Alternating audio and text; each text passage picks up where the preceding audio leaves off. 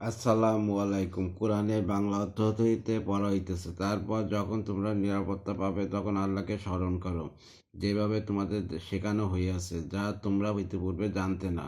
240। আর তোমাদের মধ্যে যারা মৃত্যুবরণ করবে এবং স্ত্রীদের রেখে যাবে, তারা স্ত্রীদের ঘর থেকে বের না করে 1 বছর পর্যন্ত তাদের খরচের ব্যাপারে ওসিয়ত করে যাবে। অথবা যদি স্ত্রীরা নিজে থেকে বেরিয়ে যায়, তাহলে সেই নারী যদি নিজের ব্যাপারে কোনো উত্তম ব্যবস্থা করে, তবে তাতে তোমাদের ওপর কোনো পাপ নেই। আর আল্লাহ হচ্ছেন পরম কর্মশালী, বিজ্ঞদাতা সম্পন্ন। 241। আর তালাকপ্রাপ্তা নারীদের জন্য প্রচলিত নিয়ম অনুযায়ী খরচ দেওয়া পরস্পরদের ওপর কর্তব্য। 242। এইভাবে আল্লাহ তাআলা তোমাদের জন্য স্বীয় নির্দেশ বর্ণনা করেন, যাতে তোমরা তা বুঝতে পারো। 32। রুকু।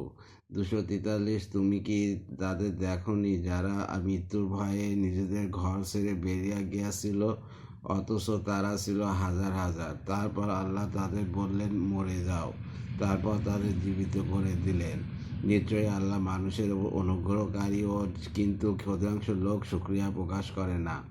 244। আল্লাহর পথে লড়াই করো এবং জেনে রাখো, নিঃসন্দেহে আল্লাহ সব কিছু জানেন, সব কিছু শোনেন। 245। এমন কে আছে যে আল্লাহকে কর্জ দেবে, উত্তম কর্জ, অতঃপর আল্লাহ তাকে তা দ্বিগুণ বহুগুণ বৃদ্ধি করে দেবেন। আল্লাহ সংকুচিত করেন এবং তিনি প্রশস্ততা দান করেন। তারই নিকট তোমরা সবাই ফিরে যাবে। 246।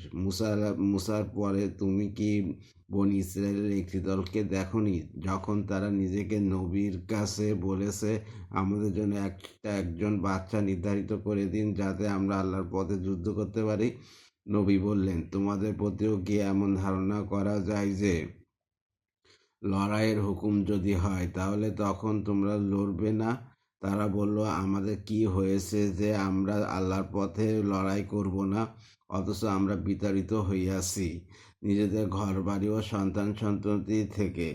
অথবা যখন লড়াইয়ের নির্দেশ হলো, তখন সামান্য কয়েকজন ছাড়া তাদের সবাই ঘুরে দাঁড়ালো।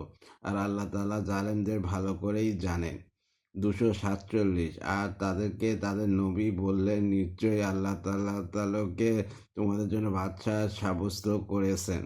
তারা বলতে লাগলো, তা কেমন করে হয় যে তার শাসন চলবে আমাদের উপর, অথচ রাষ্ট্র ক্ষমতা পাওয়ার অধিকার তার চেয়ে আমাদেরই বেশি, আর সেই সম্পদের দিক দিয়ে সচ্ছল নয়।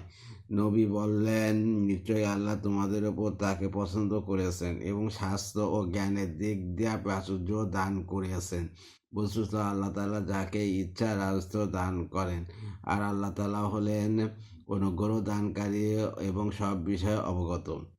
2 শানে নজুল। ইমাম সুতি তার লুবানুবন নকুল গ্রন্থে বর্ণনা করেন যে তায়েফের এক লোক নিজের সন্তান সন্ততি ও পরিবার নিয়ে ইসলাম গ্রহণের পর মদিনায় বসবাস করতে থাকে এবং মদিনাতে মৃত্যুবরণ করে। রাসূলুল্লাহ সাল্লাল্লাহু আলাইহি ওয়াসাল্লাম সেই ব্যক্তির সকল ধন সম্পদ তার মা বাবা সন্তান সন্ততির মধ্যে বন্টন করে দেন এবং তার বিধবা পত্নী সম্পর্কে উত্তরাধিকারী থেকে এই কথা বলে দেন যে তারা যেন 1 বছর পর্যন্ত তার ব্যয়ভার বহন করে।